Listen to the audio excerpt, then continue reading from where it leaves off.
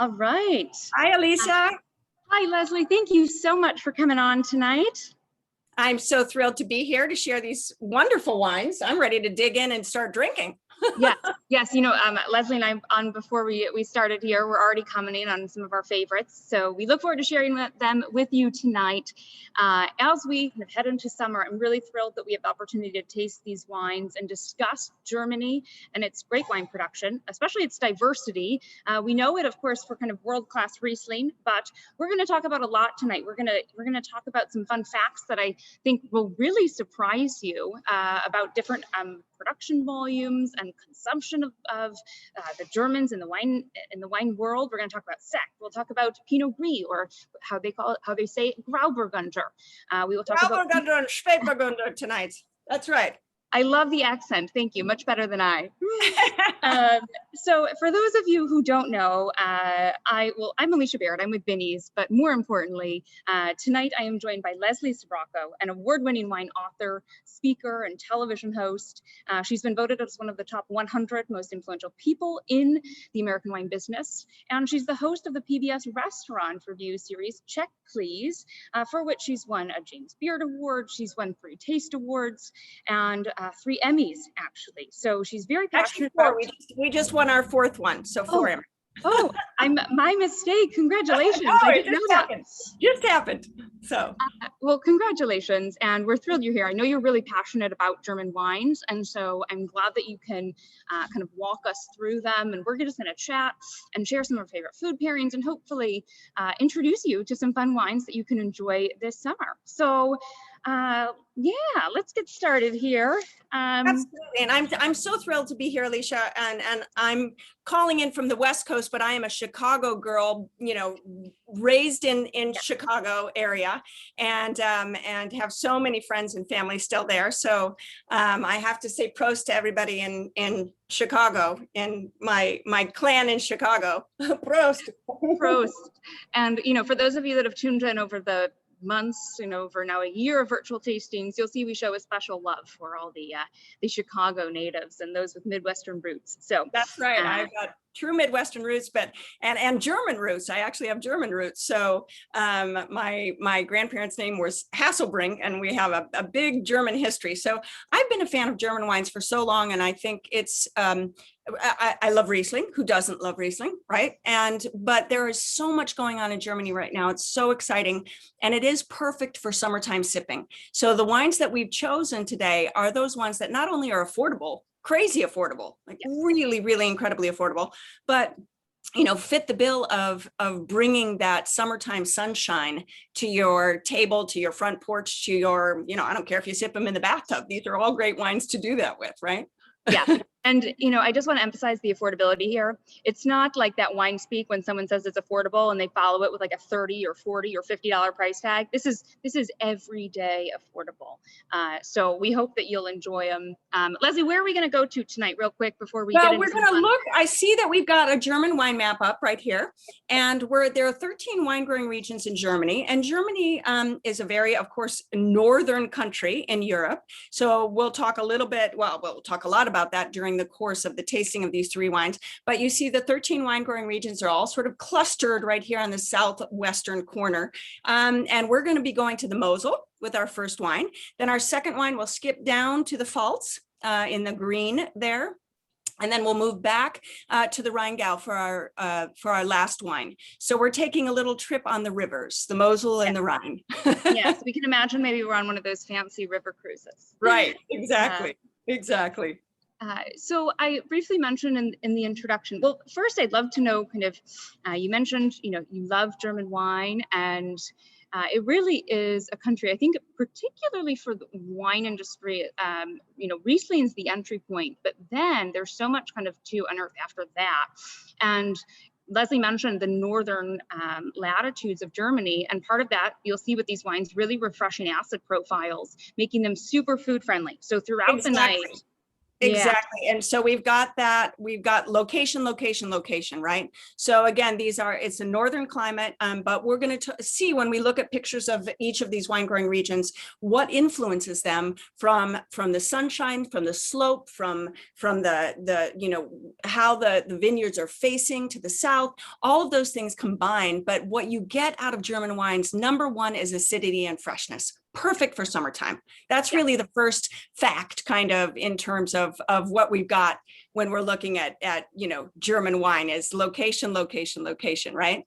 Yes, indeed. And everyone likes the little tidbits that they can share at dinner parties now that we can kind of start to go out to restaurants again and so forth. So I think you have some fun facts for us, Leslie, that y'all can share, and perhaps some that surprise you. So we'll start out here. That we talked about the higher acidity here. And so really with all of them, you should be quite adventurous with your food pairings. And we're going to give you some kind of specifics as we go tonight, but just don't be afraid to take these and pair them with quite a few different things. But let's look at number 2. Leslie, I'll let you kind of take it away here. Exactly. This one is, really talking about the history of German wine. We know Riesling. Again, when people think of Riesling, they think of Germany, and vice versa. And it certainly is the birthplace of Riesling. But Germany is such a historic place, thousands of years of winemaking history. And so Riesling is the flagship, and we'll be tasting that and talking about Riesling. And again, it's one of those grapes that so many wine professionals adore, but so many people just adore it because of its taste profile. It's grown in all 13 wine growing regions. So Riesling is the star, but we've got other stars, upcoming stars. Yeah. And Leslie's not lying about the history. Discovered in 1435, this variety here along the River Main. So lots of history. They know what they're doing with it. All styles, very fun. All styles, from bone dry. People think of Riesling as just sweet, and we'll talk about that here, but that's not true at all. Bone dry to very, very sweet. So completely, spans the spectrum. And I want to talk a little bit about, because this is a fun fact that I don't think people know in terms of sparkling wine. I'm a big sparkling wine lover. You give me a glass with bubbles and I am happy, whether it's champagne, whether it's cava, whether it's California sparkling Prosecco. But there is a treasure, an undiscovered treasure, I think, in this country, for sparkling wine lovers. A discovery is German Sekt, and that's spelled S-E-K-T. So Sekt. Get sexy with Sekt, I always say. And it's German sparkling wine is fantastic. It can be made from Riesling. It can be made from many different grape varieties, but and it can be very, very dry, all the way to a little bit of whisper of sweetness in the sparkling wine. So looking for German Sekt, and it can be made in different methods. It can be made in a Charmat method, which is what Prosecco is like, but it can be made in actually the traditional method, the champagne method. And actually many German winemakers in the 1800s, we saw on the map how close it is to France, it borders France, and just pop on over to Champagne, learned how to make sparkling wine in Champagne. A lot of them stayed, people like Mom Heidsieck, right? But there is a term on the bottle. I'm just going to make you work on your German here. That means it's from the traditional method. All right, are we ready? I'm going to stop sharing here so you're in full screen. Am I in full screen? Is that backwards? You're good. You're good. Okay, it's Klassiker Flaschengärung. All right, I'm gonna give it a try. Flaschengärung. There you go. Flaschengärung. Flaschengärung. That means the traditional method. So when you're looking at a bottle of Sekt, and very high quality Sekts are coming out right now, and look for that term. But the fun fact of that is that Germans are the #1 sparkling wine drinkers in the world. 400 million bottles of sparkling wine are consumed by Germans per year. And there are about 380 million Sekt bottles produced, and most of that stays in Germany. So Sekt is my passion, a little bit of passion. We're not tasting it today, but be aware. And you guys have a fantastic selection of Sekt, I'm sure. Yeah, we do have a handful of producers. Henkel, we have, of course, Dr. Lucen, the Dr. L sparkling Riesling. We have one fantastic. Yes, Fitz Ritter, von Winning, his Riesling Sekt as well. And again, these range, the 4 producers I mentioned range from $9.99 to $26.99. So again, and if you're a champagne lover, go for that von Winning. It's a fantastic Sekt. Yeah, I love that you pointed out, Charmat method, but there are traditional method sects as Now well. we know what to look for, right? For those traditional Yes. method. The price point will be higher, and you'll see that on the label. Yes. And you'll remember Leslie and her pronunciation class. That's what fashion get him. Actually, it was a German, there was a German cellar master working for Madame Clicquot back in the day. So a huge German influence Absolutely. a few hundred years ago in the Champagne region. Absolutely. And again, many of them stayed, and we recognize those names today. But many of them went back and then taught, other Germans how to make sparkling wine. And that's, why there's such a love. The Germans love anything with bubbles, whether it's beer or sect.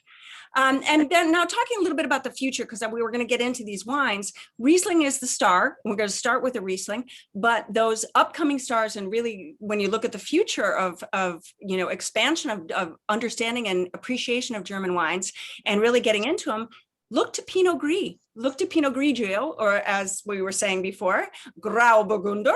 And in terms of Pinot Gris, the country now ranks third worldwide in terms of vineyard land planted to Pinot Gris. So, it's pretty astounding that this grape variety is so widely planted in Germany. And really, I want people to keep their eyes open for it because it's a great one. I completely agree. And, we'll talk about it more with our second wine. And we're seeing more of it on our shelves, more interest in it. So one to watch, most certainly. Right. And then our final fact is, again, looking at the future sort of German wines and what we can try and expand our knowledge of is Pinot Noir. So many Pinot Noir lovers in the world. Again, if you're a sparkling wine lover, you're always looking for new and new discoveries and things. That's why German sect is so fun. But German Pinot Noir, if you're a Pinot Noir lover, we're a breed that loves to find, the hidden treasures. And I'm telling you, this wine that we're showing tonight is so astounding for the price point for Pinot Noir lovers. And so, and it's Spätburgunder, right, is the word that they use, that they call the grape variety. But a lot of bottles will just say Pinot Noir. And so it is now also the third largest producer of Pinot Noir. And so in the world, so in terms of vineyard land planted. So we're looking at a lot of German Pinot Noir and a lot of things to pay attention to. And we're going to really try a great one with the final wine, the August Kesseler. Yes. And, as some temperatures start to creep up, it is also enabling Germany to plant even more Pinot Noir as they now can kind of reliably ripen it. And, don't lose sight. We sometimes think of the Mosel and the northernmost regions of Germany, but we'll get into why they can grow so successfully Pinot Noir and what kind of specific climatic elements allow that. So, okay, lots to look forward to.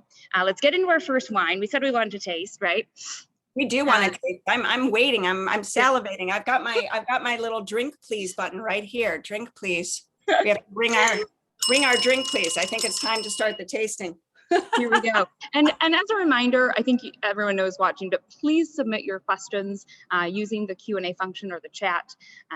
Leslie, or we'll answer them directly in that format and chat or Q&A. But we'd love to hear from you and share your thoughts on the wines as well. And we do have some folks. We have Stephen from Wines of Germany here as well, who can answer really technical questions if people have them, or any kind of questions that we don't get to it. Stephen will answer it, and Wines of Germany will answer that in the chat function and in the discussion. Okay, so first wine we're going to taste. Let's talk a little bit about the place first. Maybe we'll talk a little bit about the place first, because we have this beautiful Essence Prum from S.A. Prum. And this Riesling is a gorgeous bottle of wine. You're going to hold that up, Alicia. Yeah. I'll grab mine here, yep. Right there. Right, from Raymond yep. Prum. S.A. Prum is the winery, and we'll talk a little bit more about that in a second. But let's talk about the place first, because when we're looking at German Riesling, the Mosel, of course, is so famous, the oldest wine growing region. It's named for the Mosel River, and you see on this map the serpentine nature of the Mosel River. It's like this. When you go visit, you're just astounded by how many loops and turns, and as you drive along it, it's pretty crazy. I think we have some photos, don't we, of the region itself. There you go. So you can see all the twists and turns in that Serpentine River, and you have the tributaries of the Ruhr and the Saar rivers coming into it. But the Mosel is the really the reason for this whole wine growing region, because you can see the steepness of the vineyards. And I'll tell you, I think we even have another shot where you can see the steepness of the vineyards as you're driving along the Mosel. You look up and it is a wall of vines. You could, it's 70-degree gradient at some points. It's the only thing I can, I've ever been that's even comparable would be up in the Douro Valley. But it's Germany is certainly these incredibly steep vineyards along the Mosel. And I've actually been in the vineyards, and you have to hang on to things to sort of walk up in the vineyards. So, but what that does is those south facing vineyards allow, because it's a northern climate, allow you to get the sunshine, to get those grapes ripe. You've got this beautiful slate soil. And I think I took a picture. This is from Ernie Lozen's vineyards, Dr. Lozen's vineyards in the Mosel. And you can see that slate, that blue slate coming from the Mosel. So that warms up and keeps the vines, radiates warmth, as well as the moderating influence of the water of the river. So that allows you to get the grapes ripe and riper and riper, and allows you to grow grapes in this incredibly northern climate.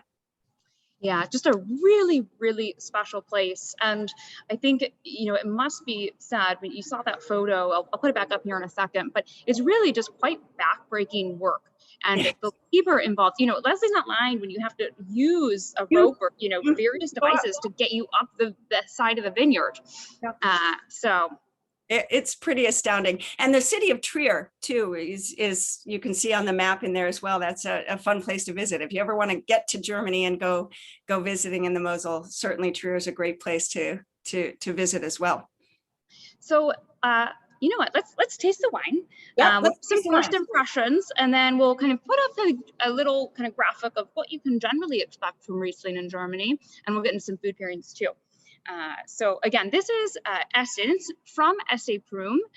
This is the R Prum kind of line here. And, just with this vintage, by the way, they did undergo a label change. So if you visit any stores or you see it in your home market, so you might see a slightly different label for previous vintages, but they just redid it. So. And SA Prum is certainly one of the most famous producers, and you'll see the name Prum a lot, but in Germany, and dating back to 1156. So a few centuries of experience making great wines. Yeah. And this wine is no oak whatsoever. This is the essence of Riesling, which is why we're talking about essence. And the winery, of course, Raymond, the family and his daughter are running the winery, and you get this unbelievable, when you look at this Riesling, it's just that clarity, that brightness, that shimmering sunshiny sort of hue to the wine, and then swirl it and smell it. And Riesling is the wine that you do this with. You just dab it behind your ears a little bit. It's the perfume of the wine world. I like to smell like Riesling, right? Yeah, and speaking of affordability, much less expensive than some of your high-end perfumes, right? Exactly. This is about $11 a bottle. I think this is just such a steal. And when you put your nose in that glass, what you're getting is the aromas of the grape variety, right? This is stainless steel. This is a wonderfully fresh and vibrant and aromatic. You're getting all those orange blossom and peach and all those beautiful aromas that you get from Riesling. And so it captures the essence of the wine, of the grape variety in the aromas of it. And then you taste it. And what you get is a whisper of sweetness, just a whisper, a little tiny kiss.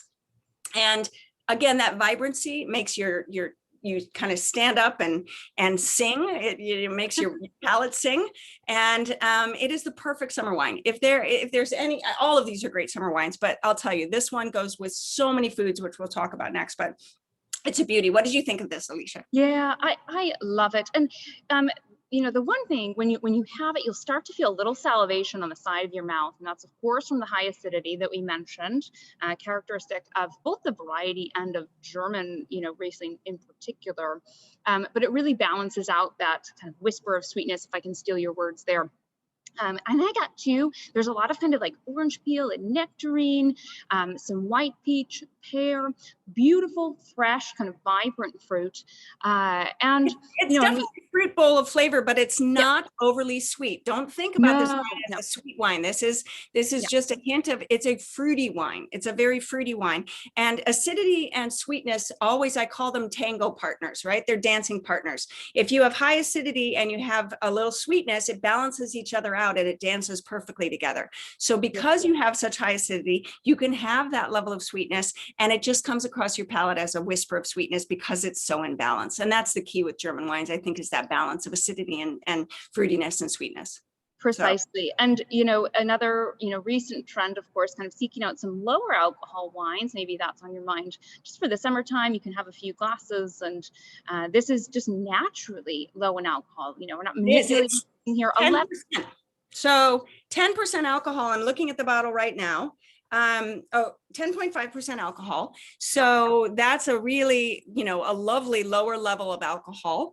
And again, we're going to talk a little bit about how to decipher a German wine label because they give you so much information on a German wine label. You know, what do you look for? You know, when you have the lower levels of alcohol in the Mosel, you often get a little more sweetness. When you have a higher level of alcohol, we're talking, you know, 13, 14%, which we'll get to in the next wines down the road, they're drier. So if you look at that, but this wine has something on the back that I love with Riesling, the International Riesling Sweetness Scale right here.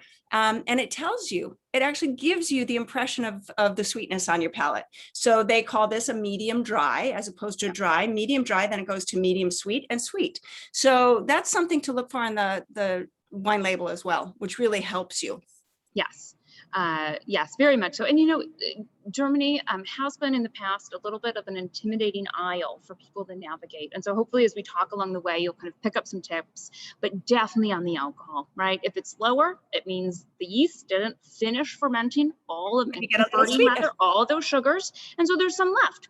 Right. Yeah. So there's a little bit of sweetness. Just a hint of sweetness. So you know, when you look, and I think what you can see is again, talking about the future of German wine, you see these clean and really readable labels, you know, very attractive labels that hopefully will make, you know, reading a German wine label a little easier. But I love them because they give you so much information about the style, about the quality, about the ripeness level, all of that. Yes. But we just give you a few tips there. So I think this is a fantastic wine in terms of its ability to pair with foods too. So when we're looking at what Riesling gives you, that green apple, that peach, that lemon, that orange blossom, all of that potpourri of fruity beauty. Let's say that fast 20 times.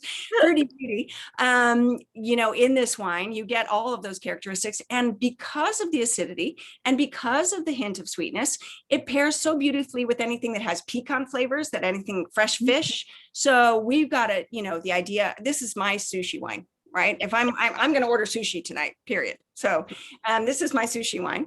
And curry dishes, anything that have, again, that little bit of piquant heat, the sweetness and the acidity, temper that. It's why you reach for a beer sometimes, right? You want to temper that heat. But it has the substance and the power to go with things like barbecue pork, pulled pork, you know, savory ramen noodles, those sorts of things. So it is such a diverse and food-friendly wine in all categories, right? I completely agree. And if you were to go in my fridge at home at any time, you will find typically a cabinet Riesling there. So cabinet, one of the Prädikat categories, and typically meaning just kind of a little bit of sweetness. It's picked a little bit later, and just a hint normally. But anyway, because I love spice and I love umami as well. And so I'm glad you mentioned kind of the savory quality, especially if you imagine kind of your, you know, pork broth of ramen, or if you imagine a lot of mushrooms, all of that umami needs fruit. so it doesn't come across as kind of bitter on your palate. And so Riesling, a great pairing for that. And then again, as she said, anything spicy. Your takeout Thai, especially this one for the price. This is your. This is, I mean, you got to buy this wine by the case. It's just, you know, keep it at a cooler temperature. Don't, not ice cold. Again, you can't taste anything. But I have to tell one little story about being in the Mosel. Not with this producer, but I was tasting wonderful wines of Fritz Haag, and great Mosel producer. And I was there driving along along the Mosel. So I was. You're very brave. Being very careful, spitting out all my wine. Of course, you know, we tasted 40 wines by noon, as we do in the wine business, right? So spitting out all my wines, and I looked over at Willem Haag as I was tasting with him, and he wasn't spitting any of his wines. And I said, Willem, you're not spitting. And he said, oh, yes, I am, my dear. I'm just spitting backwards. So, so this is one of those wines you want to drink. It's succulent. It's just lovely. I love this wine. Yeah. Oh, love that story. I'm assuming he had a driver. He didn't. He was at home. He didn't. I was at his winery. I was the only one driving, so I was spitting. Very nice. Yes, something to savor. And you know, it would be remiss of us not to mention the ageability of Riesling. Yes. Part of that, the nature of the high acid, and especially that kind of, again, that touch of residual sugar that some have, but even the dry examples, because of the fruit concentration, because of the acid, really have a great aging potential. And I'm sure, Leslie, you have memories of when you were in Germany of bringing out Rieslings of decades old. I mean, it's like the natural Botox. I'm telling you, as the acidity in German wines is makes everything look young and fresh. And, you know, when you were talking about the Prodicot level, we're looking at the Qualitätswein level here, and the Prodicot level gives you the level of ripeness that those grapes were harvested at. So Kabinett, Spätlese, Auslese, Birnauslese, Trockenbirnauslese. There's your word for the day, Trockenbirnauslese. So, you know, you can have that rich, lovely style that has some sugar, some maybe a little bit residual sugar or a lot, but the acidity and the sugar are both keys in ageability. And I have had older Rieslings that were absolutely stunning. They gain a little more minerality. They gain this sort of lovely, nose of stones. When I showed you this is where, you know, things are grown. Look at that. That's the soil. So, you know, you get this complexity as the wines age, and they still maintain their freshness. Yeah, and that's where that, in addition to minerality, that kind of honey quality with age, there's a nuttiness, there's that kind of petrol note that you hear some people talk about with Riesling, that develops more. So if you haven't had an aged Riesling, please, you know, in the case that you buy, Don't be afraid. lay some down. Just a quick shout out here. I must, because someone mentioned a recent blog post that they love, someone listening loves Riesling with spicy Thai curries. Absolutely. Awesome. Perfect. And then also noticed we did put a Riesling pairing with a pulled pork recipe. So I was glad you mentioned that, Leslie, earlier, and kind of need to try that. So yes, please do check that out. It is my go-to when I make pulled pork, and I have to say I'm a little famous for my pulled pork in my family, and Riesling is my go-to pairing. So. Love it. Another kind of shout out here, Riesling with Louisiana and Vietnamese style crawfish. Nice. Love it. Yeah. All right. Well, be flexible and think spicy, and, you know, give the little spicy and sweet a chance, you know? Yes. So. Precisely. Also, don't be afraid with cheese boards as well to go with the Riesling route, especially, you know, if you think about you're serving them oftentimes with some dried fruits or some different chutneys and marmalade, so forth. Again, you know, that touch of sweetness in the food, we want to pair that with a touch of sweetness in our wine. So good choice. All right, we're continuing our journey, right? The cheese is a great segue as we move to the next wine, because I love the Pinot Gris, the Villevaux Pinot Gris with a cheese board. So we'll talk about that in a bit. But we're going to go down now to a different area, the Pfalz, one of the largest growing areas of Germany, and completely different. If we can show the picture, you're looking in the Rhine River Valley here, but you're closer to Alsace. When you think of Alsace, France, and their expressions of Riesling and Pinot Gris and Gewürztraminer, you know, it's protected from those cold Atlantic climates by forests and by mountains. And so you have this lovely protected area in the Pfalz, and you can see it's flatter. So Yeah. we don't get as much of that, winding and steep hillside vineyards and things. You get that flatter, but you get the warmth. So now you're able to plant things like Pinot Gris and Pinot Noir, certainly, in the Pfalz, and it's really a beautiful area, home to the famous German wine road tour, and you can visit wineries. It's a gorgeous piece of a place to visit. So and we're tasting a really fun wine, the Villa Wolf, from this is actually owned by Dr. Lozen, by the famous Ernie Lozen and family. And so it's a 2 centuries old property, but it actually was taken over in 1996 by the Lozens. And it's because they wanted to plant, they're a Mosel, icon, but they wanted to plant Pinot Noir, Pinot Gris, and in that dry style. And this gave them the chance. So the Pfalz is really the place to look when you want to explore Pinot Gris and Pinot Noir.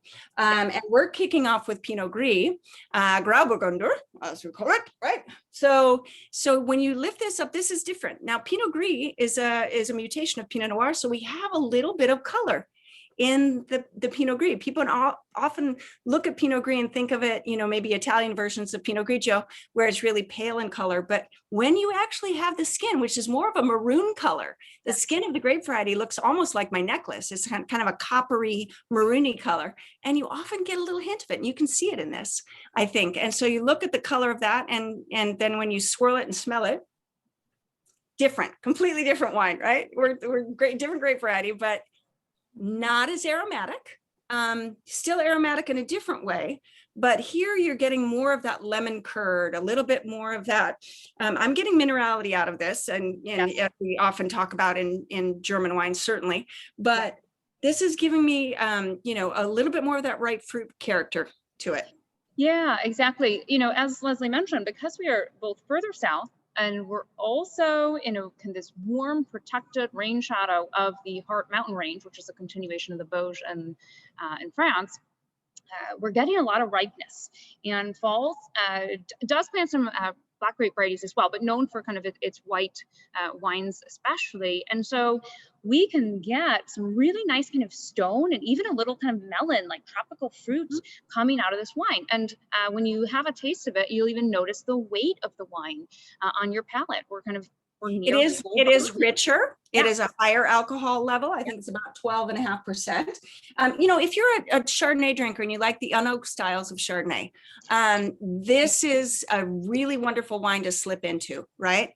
Take that profile of a lighter style of Chardonnay, unoaked or lightly oaked style of Chardonnay, because you get that melony, lemon curd kind of character to it, and weight on the palate, and try this wine, because it's a natural transition to go to this. It's a lovely style of Pinot Gris. Yeah. Question for you, Leslie, that's come in. What do you think in terms of comparing and contrasting this with Alsatian Pinot Gris? Alsatian Pinot Gris is huge. To me, Alsatian Pinot Gris has curves like this. Alsatian Pinot Gris is putting on a fur coat, and it is a big, lush style to me of Pinot Gris. And that's the expression in Alsace for many of the Pinot Gris. And so I think this is a lighter style. So if you put maybe Italian Pinot Grigio over here, Oregon Pinot Gris here, Alsace over here, this would slip right in there. Yeah. So I think that, if it's in my opinion, it's going to be lighter than an Alsatian style. I'll also add, and I don't know if I can make the generalization, but just with this specific wine, often with Alsatian Pinot Gris, there's a little bit of kind of a spice element to it. And whereas the minerality, I think is really quite profound. And I see that this is more. Dry. Right. Oh, and yes. it's dry on the palate, and it really comes across as dry on the palate. I mean, this is, it's got lovely fruit. Don't get me wrong. It's got lovely fruit character, but this is a dry wine. And so you have the ability to just enjoy this as a cocktail, enjoy this as an aperitif, because it gives you that nice weight on the palate. It gives you that lovely sort of mouthfeel to it, and it's a dry wine. But we can move very easily into pairing this wine with a variety of foods. It's, you know, it's really a terrific option. And again, we're talking affordability here, crazy affordability, right? Yep. Yeah, and we'll remind everyone of the prices here at the end. But you know, some of the things we talked about, some of the tropical fruits, we talked about melon. There's kind of oftentimes like a mango note. The pear, kind of a honeycomb, the lemon curd that Leslie mentioned, kind of a little bit of this kind of pleasant kind of bitter almond to it as well, and that little nutty quality.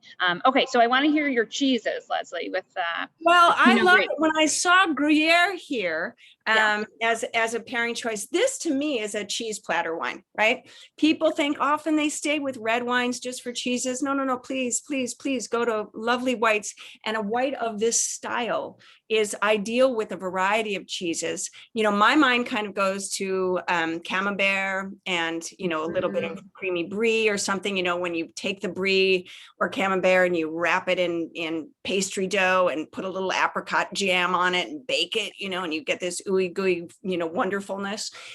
This wine would go beautifully, as the Riesling would as well. But, you know, this wine, it goes with a variety of pungent cheeses, you know, a Gruyere style, but it would go with that creamy cheese as well. I'm not sure I'd like it with goat cheese. I think I'd stick more with the, you know, the goat cheeses, unless it's an aged, a little more aged goat cheese style.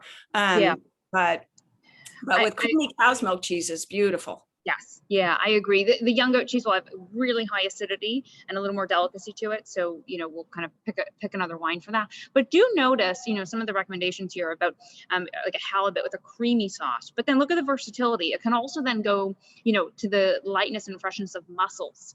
And, you know, thinking about mussels just in a white wine sauce with some onion, right? And so really kind of a nice wine this summer that as you kind of move throughout your different courses throughout the evening or the afternoon, that can kind of bounce around, because again, as I said, there's enough body, enough structure to kind of pair with some, and texture to kind of go with some of those creamier cheeses and dishes. But then also here we are with the acid. It's still quite refreshing. So the acid really kicks in on the finish. You really get this lovely, it's less about that sort of ping on your cheeks when you sip it. It's more about on the finish, you get this brightness that allows, really, I think that's the key in pairing this wine with so many different kinds of food, is that you get that lovely freshness and acidity, but you still have the weight on the palate.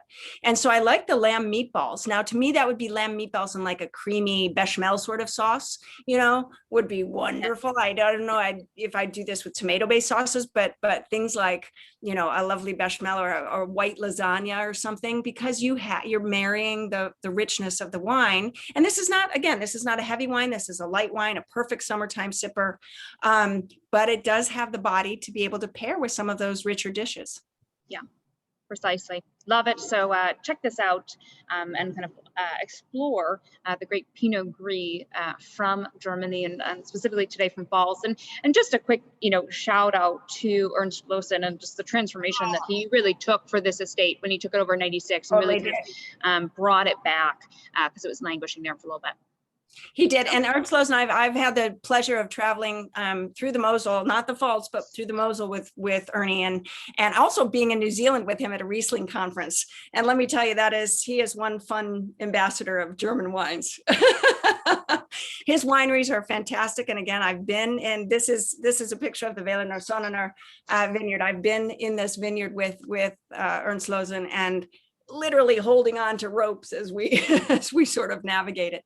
So anything that Dr. Losen touches and Ernst Losen, you know, has a hand in is going to be great. So these wines are really something to look at. And again, the price point is so fantastic. Yeah. And, you know, with all the wines here today, really esteemed producers, if you find that you enjoy these wines from them, go ahead and expand and go into the rest of their portfolio because you'll definitely enjoy them. So, all right, let's continue on, Leslie, to our last stop for tonight. We're going back up along the Rhine to the Rheingau. Again, a famous wine region, and I think we have some beautiful pictures of it. that show you, yes, there's steepness here. It's sort of the medium between the two we just saw, right? There are incredibly steep vineyards here. It's not, the river is not quite as serpentine as the Mosel is as we go.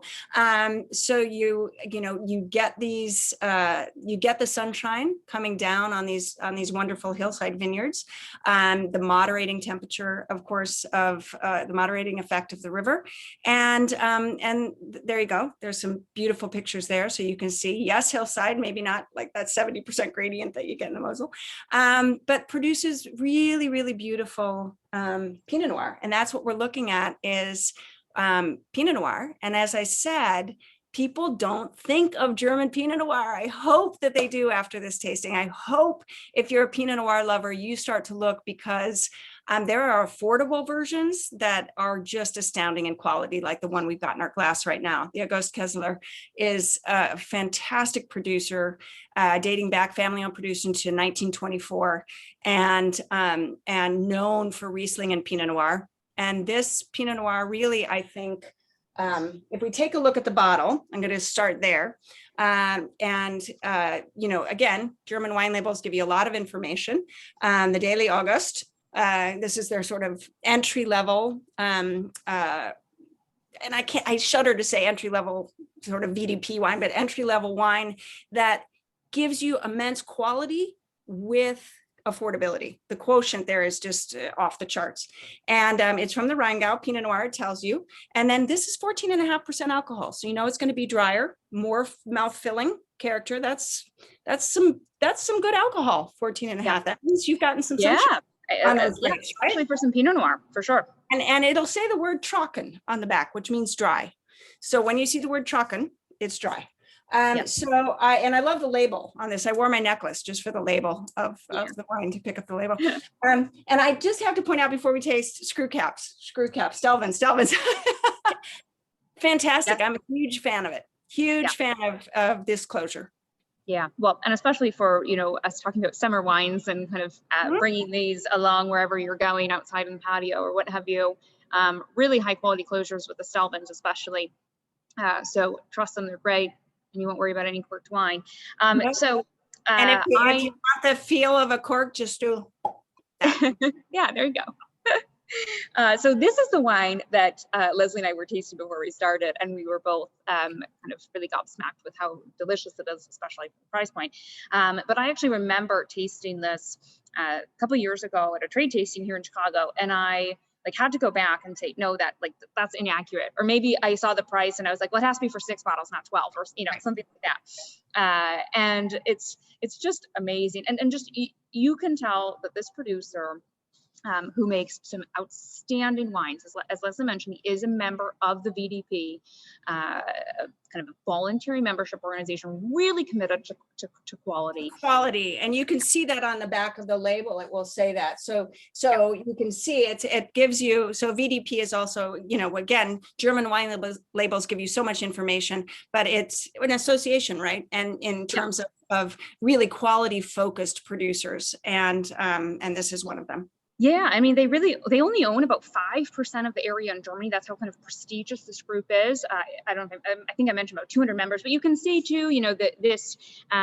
logo here, kind of an eagle right bearing a bunch of grapes at the top. That's your kind of sign there, and then it says on it VDP Gutswein, and that kind of Gutswein being kind of the broadest area, more kind of a regional, if you will, and then it kind of works its way up. And it's almost, imagine kind of the hierarchy of say Burgundy, and they're working at really promoting just the expression of the best grapes in the best terroir, right? Where does this grape shine? That's what they're planning, and they're really doing it to express the terroir, the particular the people, the soil, the microclimate of that place. So he clearly takes just the same kind of care with this wine. For that, and again, it comes in different levels, and the Gutswein being, as I said, sort of the entry level, not as we would look at it in this country, but that's not, in terms of quality, this wine it's such high quality, it's incredible. So when you look at the color of this Pinot, you're drinking there's intensity of color here. This is not, completely sheer. This has got some intensity of color to it, and swirling it and smelling it. it puts a smile on my face to smell this, because you get this crushed, wild strawberry notes to it. You get that red berry, cranberry, lingonberry freshness, but it's also that touch of earth, that nice savory mushroomy note that you get in great Burgundies, or you get in some wonderful, domestic Pinot Noirs here as well. But this really is a perfect combination of the two. And again, for the price point, it's jaw dropping in terms of the quality. And, a bit maybe unsurprising as we revealed the alcohol at 14.5, there's some power here. There's some good concentration. Oftentimes with kind of some of the lower price point Pinot Noirs, you have it and they're kind of friendly and fruity, and then you kind of forget it about 3 seconds after you drink it. But this is, this one really is not the case. And Leslie's outlined with that earthiness, that mossy, wet soil, turn soil, forest floor thing, that's present. Definitely kind but of. But it's in balance with that wild berry, red berry fruit character too. It's really, it's not totally earthy and it's not totally fruity. It's walking that fine line between the two. That's such perfection, really, and that you can get in German Pinot Noirs. Yeah, and one of our viewers here praising the producer and suggesting it with goose or duck, and that's a great point of like how much this wine can hold up to some of these meats that you might be thinking about having, whether it be the summer or the holidays, or any grilled meat. As you said, it's got the mouthfeel because it is 14.5% alcohol, completely dry wine, definitely fruit character, but it has that savory note as well. And it has that bright acidity still. Again, we're talking Germany. We're going back to our point number 1 when we started this conversation about German wines, showcasing, shining a light on the bright freshness and vibrancy of grapes grown in northern climates like that, and that make them perfect for summertime sipping. So I would take this wine and chill it down a little, right? Yeah. I would put this wine in a little half ice, half water for about 20 minutes, really bring out that fruitiness to this and make it the perfect summertime sipper. Don't be afraid to do that. This wine will lend itself to that very well and pair even better with foods. Yeah. Yeah. And, Stephen just kind of added for attendees to read, the warmth that the Rheingau gets because of the south-facing slopes that you saw in those photos. It really is, if you're browsing a bunch of labels, like the Rheingau you can't go wrong for Riesling and Pinot Noir in the Rheingau. You are in a good place. You are. Again, it marries that beautiful, it kind of splits the differences. We are looking at the Mosel and the Pfalz. The Rheingau really gets that beautiful sunshine, and so there we go. You can see it, right? So some other things you might be thinking about this summer: the very classic pairing of Pinot Noir and salmon, of course. Go for it, but also fish tacos with this wine would work too. Yep. Yeah, some fish tacos and feel free to get pretty bold with the condiments and stuff there too, because of the power of the wine. And also, I'm just a mushroom lover. I could have mushrooms with everything. So again, that umami needs fruit. We have fruit in this wine. And if you do a grilled portobello, take a portobello, put a little balsamic and olive oil on it, grill it. I mean, just that alone with this wine would be fantastic. And again, I go to cheeses too with this wine. Yes. Would be wonderful with any selection of cheeses. Really, you couldn't go wrong with this wine and any cheese you might want. I even would venture to put it with, I'd go back to goat cheese and I'd add some cranberry jam or something, a little bit of red berry jam, and slather it on a piece of bread or take your mushroom and stuff it with the goat cheese and a little bit of that, you can get some spice on it, and this wine would go so beautifully. It really spans the spectrum because it's got body, but it's got freshness. Yes. And I like the grilled ham, because we can talk about German food and the saltiness and the savoriness and the heaviness, right, of a lot of German dishes. So delicious. And but you need a counterpoint to that. You need a beer, you need right? Or you need a great vibrant wine. And so a wine like this with ham, again, we're talking about summer, but think of this for the fall. Think of this for the holidays. Think of this for Thanksgiving. Think of this for, it really is a year-round wine. Yeah. And especially when we show you the price at the end, it'll be the wine that you can serve to those family members at Thanksgiving that you don't really want to splurge on too much. But it's just, like I said, your mouth will, I was just jaw dropping when you see the price compared to the quality. It's just such a fantastic wine. Yeah. And great for Turkey Day. I just saw that pop up. It is. This is definitely one to stock up on for summer and all the way through the fall and into the winter. Yep, for sure.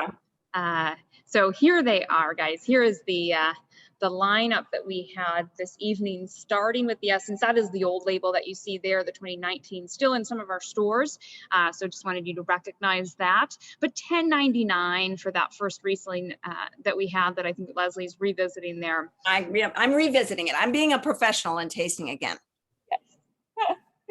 And then we went there to the Pfalz and had the Villa Wolf Pinot Gris from none other than Ernst Flossen. So excellent wine there that you can really be quite creative with pairings, and then ending with our Pinot Noir. So yeah, well, Leslie, thank you so much. Thank you. Sharing here so I can come back for you. All right, there we go. What a wonderful tasting. It's such fun to taste along with you, Alicia, and taste along with everybody, because these wines are super special. And the take home message is, please explore German wines. Yes, Riesling is gorgeous, and make sure you buy and try as many German Rieslings as you can, but continue to think about things like Pinot Gris, Pinot Noir. There's so much sect, great German sparkling sect. So there's so much that the country has to offer, and at incredible price points as well. So yeah, well, Prost. Prost. I'm going back to. I'll go back to the. All right. Cheers, all. Prost, and go visit your local Binny's. Pick up some excellent German wines and have an absolutely wonderful summer. Visit our webpage for more future events. Leslie, thank you so very much. Thank you for having me. Yes, goodbye all.